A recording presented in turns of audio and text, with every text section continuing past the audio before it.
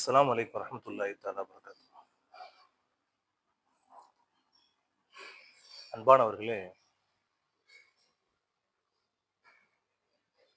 ஒரு நாள் பெருமானார் ஸல்லல்லாஹு அலைஹி வஸல்லம் அவர்கள் ஒரு செய்தியை சொன்னார்கள். அந்த செய்தி என்னவென்று சொன்னால், ஹஜ்ரத் ஜிப்ராயில் அலைஹிஸ்ஸலாம் மற்றும் மீகாயில் அலைஹிஸ்ஸலாம் அவர்கள் நீண்ட நாட்களாக அழுது கொண்டே இருந்தார்களாம். அல்லாஹ் ரப்பல் ஆலமீன் இருவரையும் அழைத்து எதற்காக வேண்டி அழுகிறீர்கள் என்று கேட்டானாம். அதற்கு அவ்விருவர்களும் சொன்னார்களாம், ஆயிரம் ஆயிரம் ஆண்டுகள் உனக்கு வழிபட்டு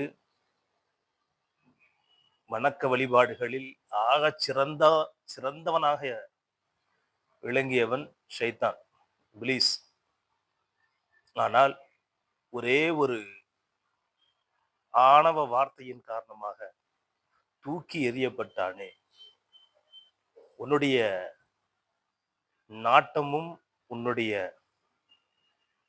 அதிகாரமும் எவ்வளவு உயர்ந்ததாக இருக்கிறது என்று அல்லாஹ்வுடைய அச்சத்தை மீறி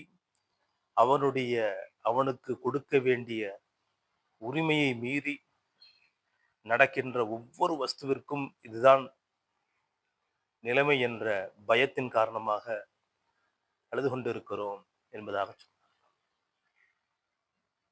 பெருமானா ஸல்லல்லாஹு அலைஹி வஸல்லம் அவர்கள் சொல்லுவார், நரகத்தினுடைய உஷ்ணத்தை நினைத்து கொண்டு கற்கள் அழுது கொண்டிருக்கிறது, வானங்கள் அழுது கொண்டிருக்கிறது, பூமி அழுது கொண்டிருக்கிறது, மரங்கள் செடிகள் அத்தனையும் அல்லாஹ்வுடைய படைப்புகளை நினைத்து தீர்வுகளை நினைத்து அழுது கொண்டிருக்கிறது. அல்லாஹ்வை பயந்து வாழ்ந்தால்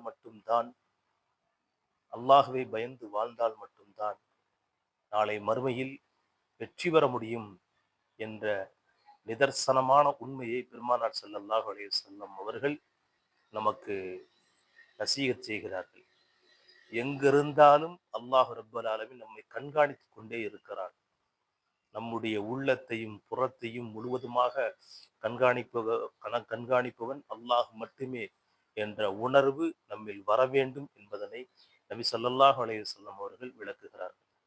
என்ற அளவுக்கு அல்லாஹுக்கு பயந்து வாழக்கூடிய நன்மக்களாக நம்மை அல்லாஹ் ரப்பல் ஆலமீன் ஆக்கி தருவானாக. அஸ்ஸலாமு அலைக்கும் வரஹ்மத்துல்லாஹி தஆலா வபரகாத்துஹு.